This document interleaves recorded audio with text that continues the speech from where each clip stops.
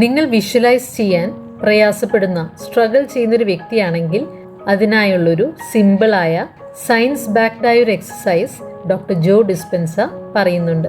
അതിനായി ഒരു പേപ്പർ എടുത്ത് നിങ്ങൾക്ക് വേണ്ട ഔട്ട്കം അല്ലെങ്കിൽ റിസൾട്ട് എന്താണെന്ന് എഴുതുക. ഉദാഹരണമായി നിങ്ങൾക്കൊരു പുതിയ ജോലിയാണ് വേണ്ടതെങ്കിൽ അതിനെ റെപ്രസെന്റ് ചെയ്യുന്ന പോലെയുള്ളൊരു സിമ്പിളോ അല്ലെങ്കിൽ ജോബ് എന്ന വാക്കിന്റെ ജെ എന്ന ആ ഒരു അക്ഷരത്തെ പേജിന്റെ നടുഭാഗത്തായി എഴുതുക.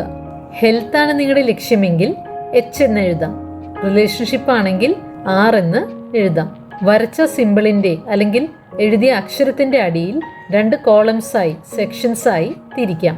അതിന്റെ ഇടതുഭാഗത്ത് എഴുതിയ ആ ഒരു അക്ഷരം കൊണ്ട് ഉദ്ദേശിച്ച കാര്യങ്ങൾ എന്തെല്ലാമെന്ന് എഴുതാം. ഉദാഹരണമായി വർക്കിംഗ് ഫ്രം ഹോം അല്ലെങ്കിൽ കിട്ടാൻ ആഗ്രഹിക്കുന്ന ആ ഒരു സാലറി.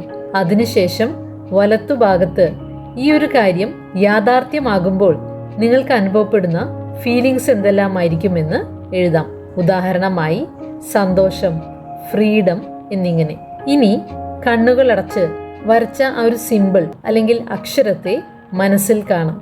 ഒപ്പം തന്നെ എഴുതി വെച്ച ആ എലിവേറ്റഡ് ആയ ഫീലിങ്സ് അനുഭവിച്ചറിയാൻ, അതിൽ ഇമേഴ്സ്ഡ് ആവാൻ, അതിൽ അല്പനേരം മുഴുകാൻ ശ്രമിക്കാം.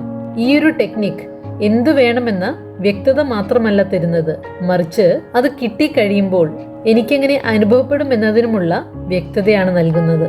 ഓരോ ദിവസവും ഈ ഒരു സിമ്പിൾ അല്ലെങ്കിൽ അക്ഷരത്തെ മനസ്സിൽ കൊണ്ടുവന്നുകൊണ്ട് ഭാവിയിലുള്ള ആ ഒരു എനർജിയിലേക്ക് ട്യൂണിൻ ചെയ്ത ശേഷം സ്വയം ചോദിക്കാം, ഭാവിയിൽ സംഭവിക്കാനിരിക്കുന്ന ഈ ഒരു റിയാലിറ്റിയെ യാഥാർത്ഥ്യമാക്കാൻ സഹായിക്കുന്ന ഏത് പ്രവൃത്തിയാണ് ഞാൻ ഇന്ന് ചെയ്യേണ്ടത്. ഇത് നമ്മുടെ വൈബ്രേഷണൽ ഫ്രീക്വൻസി ഉയർത്തുകയും അങ്ങനെ നമ്മുടെ ആഗ്രഹങ്ങൾക്ക് മാച്ച് ആകുന്ന എനർജിയിലേക്ക് വരുവാനും നമ്മൾ ആഗ്രഹിക്കുന്ന ഔട്ട്കം നമ്മെ തേടി എത്തുവാനും കാരണമാകുമെന്ന് ഡോക്ടർ ജോ ഡിസ്പെൻസ പറയുന്നു.